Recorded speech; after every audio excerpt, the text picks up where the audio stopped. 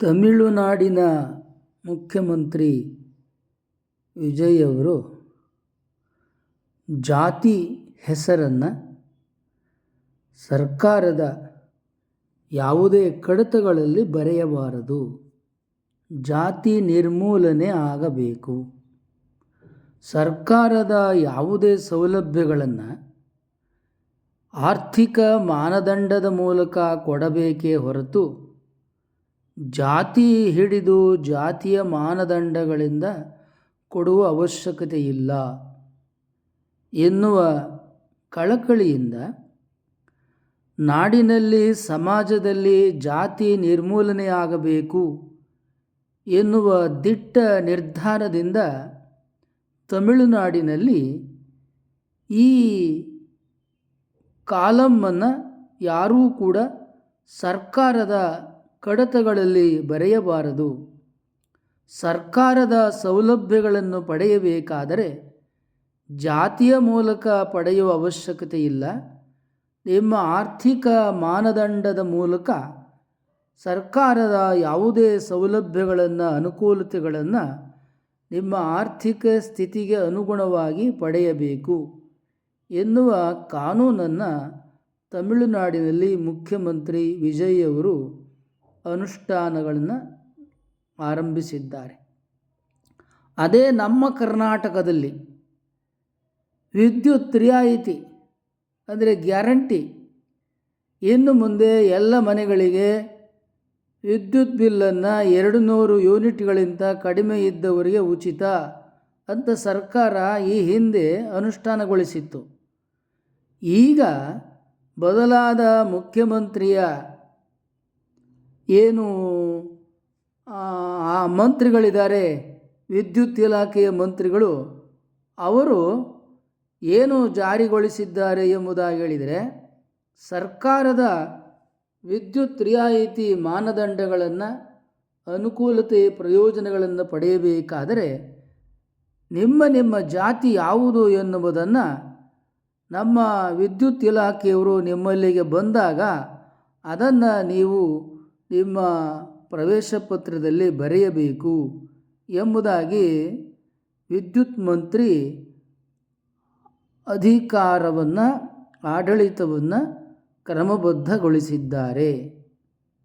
ಅಂದರೆ ನೋಡಿ, ಒಂದು ಕಡೆ ಪ್ರಧಾನಮಂತ್ರಿ ನರೇಂದ್ರ ಮೋದಿಯವರು ಇನ್ನು ಮುಂದೆ ಜಾತಿಯ ಕಾಲಂ ಸರ್ಕಾರದ ಆಡಳಿತದಲ್ಲಿ ಇರಕೂಡುದು, ಸರ್ಕಾರದ ಸೌಲಭ್ಯಗಳನ್ನು ನೀಡಬೇಕಾದರೆ ಜಾತಿಯ ಮಾನದಂಡದಿಂದ ನೀಡುವ ಅವಶ್ಯಕತೆ ಇಲ್ಲ, ಆರ್ಥಿಕ ಬಡತನ, ಆರ್ಥಿಕ ಹಿಂದುಳಿದಿರುವಿಕೆಯನ್ನು ಗಮನದಲ್ಲಿರಿಸಿಕೊಂಡು ಸರ್ಕಾರದ ಸೌಲಭ್ಯಗಳನ್ನು ಕೊಡಬೇಕು ಎನ್ನುವ ಚಿಂತನೆಯನ್ನು ಕೇಂದ್ರ ಸರ್ಕಾರದ ಪ್ರಧಾನಮಂತ್ರಿ ನರೇಂದ್ರ ಮೋದಿಯವರು ನಿರ್ಧಾರವನ್ನು ತೆಗೆದುಕೊಂಡಿದ್ದಾರೆ. ಇದು ಶ್ರೇಷ್ಠವಾದದ್ದು. ಅದೇ ರೀತಿಯಲ್ಲಿ ತಮಿಳುನಾಡಿನ ಮುಖ್ಯಮಂತ್ರಿಗಳು ಆರ್ಥಿಕ ಹಿಂದುಳಿದಿರುವಿಕೆಯನ್ನು ಗಮನದಲ್ಲಿರಿಸಿಕೊಂಡು ಸರ್ಕಾರದ ಸೌಲಭ್ಯಗಳನ್ನು ಆರ್ಥಿಕವಾಗಿ ಹಿಂದುಳಿದವರಿಗೆ ಕೊಡಬೇಕು ಎನ್ನುವ ಅನುಷ್ಠಾನವನ್ನು, ಆಡಳಿತವನ್ನು ಜಾರಿಗೆ ತಂದುಬಿಟ್ಟಿದ್ದಾರೆ. ಆದರೆ ಕರ್ನಾಟಕದಲ್ಲಿ ರಾಜಕಾರಣಿಗಳು ಜಾತಿ ಬೇಕು ಅಂತಾರೆ, ಸರ್ಕಾರದ ಇಲಾಖೆಗಳಲ್ಲಿ ಜಾತಿಯನ್ನು ಬರೆಯಿರಿ ಅಂತಾರೆ. ಅಂದರೆ ಅರ್ಥ ಏನು? ಈ ರಾಜಕಾರಣಿಗಳಿಗೆ ಸಮಾಜದಲ್ಲಿ ಜಾತಿ ಇರಬೇಕು, ಸರ್ವ ಸಮಾನತೆ ಬರಬಾರ್ದು. ಇವರಿಗೆ ಉಚ್ಚ ನೀಚ, ಮೇಲು ಕೀಳು, ತರಾತಮ ಭೇದ ಇವು ಇರಬೇಕು ಅಂತ ಒಬ್ಬ ಇಂಧನ ಇಲಾಖೆಯ ಮಂತ್ರಿ ಕಾನೂನನ್ನು ಜಾರಿಗೊಳಿಸ್ತಾರೆ ಎಂಬುದಾಗಿ ಹೇಳಿದರೆ, ಜಾತಿಯನ್ನು ಇವರು ಭದ್ರಗೊಳಿಸ್ತಾ ಇದ್ದಾರೆ. ಈ ದೇಶದ ಅನೇಕ ಮಹಾತ್ಮರು ಜಾತಿ ಬೇಡ, ಸರ್ವ ಸಮಾನತೆ ಬೇಕು ಎಂಬುದಾಗಿ ಅನುಷ್ಠಾನ ಮಾಡ್ತಾರೆ. ಅಧಿಕಾರದಲ್ಲಿರ್ತಕ್ಕಂಥ ಮಂತ್ರಿಗಳು ಜಾತಿ ಬೇಕು ಎಂಬುದಾಗಿ ಪ್ರತಿಪಾದನೆ ಮಾಡ್ತಾರೆ. ಸರ್ಕಾರದ ಕಡತಗಳಲ್ಲಿ ಅದನ್ನು ಬರೀಬೇಕು ಅಂತೇಳಿ ಕಡ್ಡಾಯ ಮಾಡ್ತಾರೆ. ಅಂದರೇನಾಯಿತು?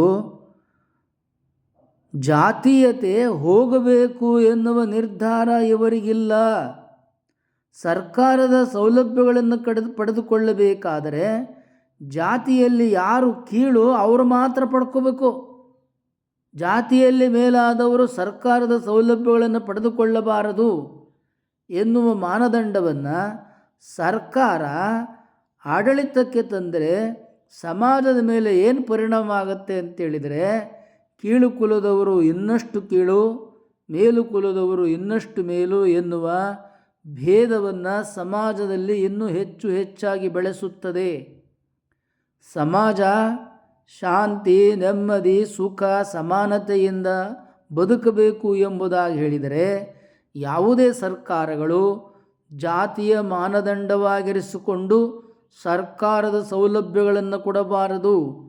ಸರ್ಕಾರದ ಯಾವುದೇ ಸೌಲಭ್ಯಗಳನ್ನು ನೀಡಬೇಕಾದರೆ ಆರ್ಥಿಕವಾಗಿ ಯಾರು ಹಿಂದುಳಿದವರಿದ್ದಾರೆ, ಯಾರು ಬಡತನದ ರೇಖೆಯಿಂದ ಕೆಳಗೆ ಇದ್ದಾರೆಯೋ ಅವರಿಗೆ ಎಲ್ಲ ಸರ್ಕಾರದ ಸೌಲಭ್ಯಗಳು ಸಿಗಬೇಕು.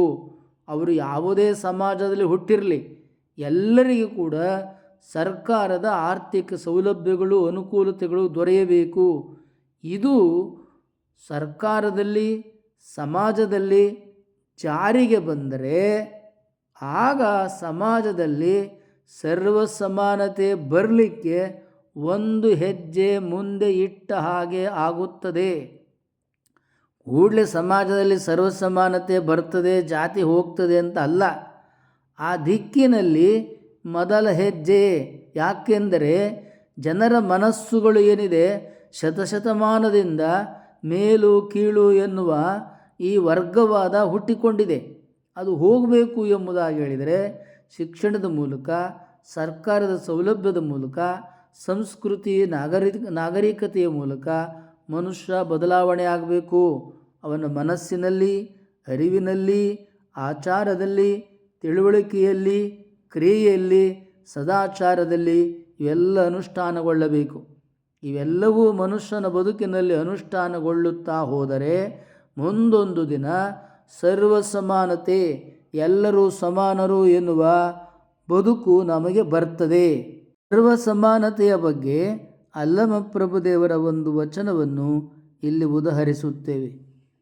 ಕುಲದಲ್ಲಿ ಅಧಿಕನು ಹೋಗಿ ಹೊಲಗೇರೆಯಲ್ಲಿ ಮನೆಯ ಕಟ್ಟಿದರೆ ಕುಲ ಕೆಡದ ಇಪ್ಪ ಪರಿಯ ನೋಡ.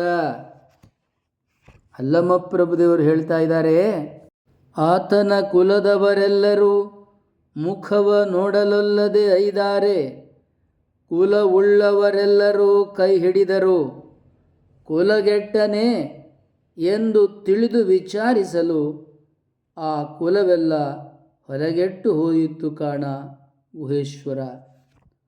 12ನೇ ಶತಮಾನದಲ್ಲಿಯೇ ಮಹಾರಾಜನ ಪುತ್ರನಾಗಿ, ಮಹಾರಾಜನಾಗಿ ಆಡಳಿತ ನಡೆಸಿದ ಅಲ್ಲಮ ಪ್ರಭುದೇವರು ವೈರಾಗ್ಯ ಬಂದು ತಪೋಜೀವನಕ್ಕೆ ಬಂದ ಮೇಲೆ ತಪೋಜೀವನದಲ್ಲಿ ಲೋಕದ ಉದ್ದಗಲಕ್ಕೆ ಧರ್ಮಗುರುವಾಗಿ ಸಂಚಾರ ಮಾಡ್ತಾ ಜ್ಞಾನಬೋಧೆಯನ್ನು ನೀಡುವಾಗ ಬರೆದಂಥ ವಚನವಿದು. ಜಗತ್ತಿನಲ್ಲಿ ಸರ್ವ ಸಮಾನತೆ ಬರಬೇಕು ಎಂಬುದಾಗಿ ಹೇಳಿದರೆ ಅಲ್ಲಮ ಪ್ರಭುದೇವರು ಬರೆದಿರುವುದಾದರೂ ಏನು? ಕುಲದಲ್ಲಿ ಶ್ರೇಷ್ಠನಾದವನು ಕುಲದಲ್ಲಿ ಕೀಳು ಎಂಬುದಾಗಿ ಕರೆಸಿಕೊಳ್ಳುತ್ತಿರುವ ಊರಿಗೆ, ಕೇರಿಗೆ, ಆವರಣಕ್ಕೆ ಹೋಗಿ ಅಲ್ಲಿಯೇ ಅವನು ವಾಸ ಮಾಡಿಕೊಂಡು ಜೀವನ ಮಾಡಿದರೆ ಅಲ್ಲಿನ ಜನರಿಗೆ ಸಂಸ್ಕೃತಿ, ಆಚಾರ, ವಿಚಾರ, ನಡೆ, ನುಡಿ, ವಿದ್ಯೆ, ಅರಿವು, ಸದಾಚಾರ, ಸನ್ನಡತೆಯನ್ನು ಕಲಿಸಿದರೆ ಆಗ ಸಮಾಜದಲ್ಲಿ ಕುಲ ಜಾತಿ ಭೇದ ಸಂಪೂರ್ಣವಾಗಿ ದೂರ ಆಗುತ್ತದೆ ಎನ್ನುವ ವಿಚಾರವನ್ನು ಅಲ್ಲಮ ಪ್ರಭುದೇವರು ಈ ವಚನದಲ್ಲಿ ಸೈದ್ಧಾಂತಿಕವಾಗಿ ತಿಳಿಸಿದ್ದಾರೆ. ಇದೇ ಸರ್ವ ಸಮಾನತೆಯನ್ನು ಆಚರಣೆಗೆ ತರುವ ಶ್ರೇಷ್ಠ ಸುಂದರ ಸೈದ್ಧಾಂತಿಕ ವಚನವಾಗಿದೆ. ಮಹಾಮಾನವತಾವಾದಿ ಅಲ್ಲಮ ಪ್ರಭುದೇವರ ಸುಂದರ ಶ್ರೇಷ್ಠ ವಚನವಿದು. ಹಲ್ಲು ನೋವೆ ಶಿವದಂತಕಾಂತಿಯನ್ನು ಬಳಸಿ ನಗುತ್ತಾ ಇರಿ. ಇದುವರೆಗೆ ಯಾರು ಸಬ್ಸ್ಕ್ರೈಬ್ ಮಾಡಿಲ್ಲ ಕೂಡಲೇ ಸಬ್ಸ್ಕ್ರೈಬ್ ಮಾಡಿ.